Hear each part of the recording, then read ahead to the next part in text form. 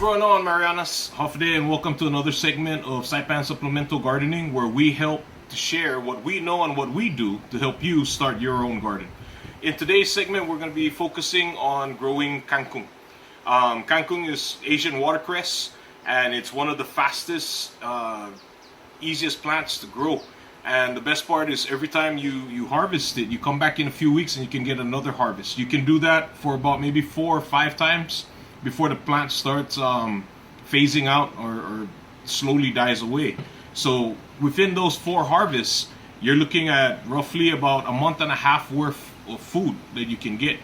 What I'm going to be showing you today is planting kangkung in simple planters. Okay, I got these planters over at I Love Saipan Pop-Up store, Middle Road, Walurai, and or Chalan Laulau, sorry, and they're about $1.95 a piece. Okay, and they come in really handy, especially with kangkung. I know a lot of people are saying, oh, but you know, kangkung needs a lot of water and it needs a lot of attention and all kinds of stuff. Not true, not true. You could get seeds. Now, what we do is we get our seeds over at Ace Hardware. Ace Hardware sold a big pack. I believe it was it was Japanese variety, or it was company from Japan. So we get the packet. Because it's so big, we can't fit it in our refrigerator with our other seeds. What we do is we cut the packet open and we transfer them to little packets that can fit in our containers, that can go in our refrigerators. So whenever you have leftover seeds, what you can do is simply package them, put them in a little Ziploc baggie. We get these over at National Office Supply. Label them and just pop them in the bottom part of your refrigerator. They can last for years. Okay. These kangkung seeds, I believe we got in 2015, right after Sodalor. I bought about 3 or 4 packs of seeds, and the reason why I do that is because they're not always available. You might not always be able to find them, so when you do, getting a whole bunch and saving them really helps out. Alright, so what you're going to have in your soil planters is basically any kind of soil. I did not create specific soil for this. I didn't use potting soil.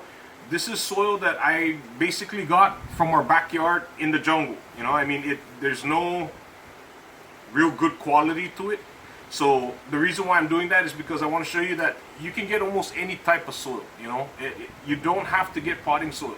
You can get something right out of the jungle, you know, in your backyard, and amend it just a little bit to help the kangkung, because kangkung's best friend would be water. So as long as you water it regularly, and I mean like in the morning and in the evening, the kangkung will thrive. They will do really, really well. The only amendment I am going to add is Osmocote. Osmocote is a 10-10-10 fertilizer, and it is a slow release fertilizer. What it does is, as you water it, the pellets, let me sprinkle some on top just so that you can see. Basically the pellets will start to fill up with water, and they will turn into little water balloons. And as the plant needs, they will absorb the water, which is now filled with NPK, the nitrogen, phosphorus, and potassium that the plants need. And all I do is basically pour a little on top, mix it in with my hand. Nothing special, nothing fancy. It's not gonna really harm your plant because it is a slow release fertilizer. It's not gonna burn the roots, and it's not gonna damage your plant. That, you know, it's not that potent. It is a slow release fertilizer, which I really, really enjoy because it'll keep feeding for at least 3 months. So it's worth having.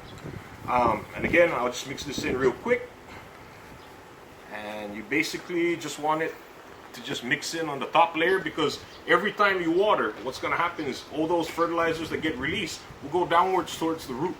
So keeping it up on the surface area, you know, would really help out. Makes your life a lot easier. All right, now before I plant, what I like to do is I like to wet the soil, because it just makes it easier to deal with little seeds. Okay, so I'm going to show you real quick. Just regular watering can. Wet your soil. Not too much, just enough to get it damp so that you can work with it. And that should be it. As you can tell, I'm making a mess right here. That's okay. My wife's not home, so she's not gonna be happy when she gets back. Anyway, now that it's ready, all we gotta do is set your holes. On a container like this, you'll be amazed how close I'm going to space the plants out. I'm basically going to spread them about 1 inch apart. So I'm going to do 3 rows, and each seed will be about 1 inch apart. Okay? How deep does it go? Well, if you look at your index finger, that first line right there, between that and the tip, you want to go halfway, roughly about halfway. And that's simply poking right down into the soil and making little, I don't know, craters. And again, we're going 3 rows, roughly about 1 inch apart.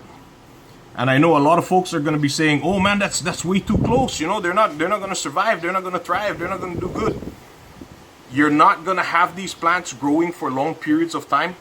So for the most part, you're going to water the heck out of them, make them produce as much as they can, harvest as much as you can, and at the end, you're going to take all of it out and start all over again. Okay? So I'm going to go ahead and set this up, and then I think we might be able to have enough time here. I'll just start off real quick, just so that you get an idea. I'm going to go ahead and pour some of these seeds. Okay, again, they're pretty decent sized seeds, so they're easy to handle. All right, and we're gonna take 1 seed and drop it in every crater that I created. And as it goes in, once you're done, all you're gonna do is just push some of the soil right on top, and that is it. That's as far as it goes with planting. So I'm gonna finish this whole tray and this tray, and then we'll pick up from there. Alright, so simply cover the seeds and you are good to go. Okay, once they're all covered down, you're pretty much set.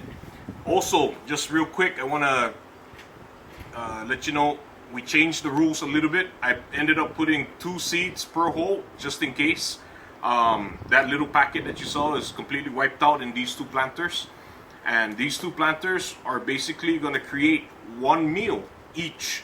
So when we harvest this 1 container, this is like 1 whole stir fry with, you know, your favorite, you know, tuna, sardines, corned beef, whatever it is you like to mix it with, or even grilled chicken, or just even garlic kangkung. That's one of our favorites. This will be 1 meal. We can harvest this next. And as time goes by, you're going to be following up. I will do an update to this video. Today is May 20th. This is when we started planting it. I should be doing an updated video right around June 10, and that is going to show you the progress, where we're at, and whether or not we're going to be able to harvest it already. These planters are going to go straight out and under direct sunlight. I'm going to water them real well as I place them out this evening, and I will be watering them twice a day, once in the morning, once at night. And again, you want to water it as much as possible. You want to water it until you see water coming out the bottom of the containers, just to make sure that the water went through and is actually absorbed all the way through. All right, and that's gonna be it. You know, we'll be able to grow kangkung in a matter of about 3 weeks. We should be able to harvest, and I'll tune in with you again on the follow-up video to this, on an update of your little kangkung container plants. All right, till then, stay safe, and we'll see you soon.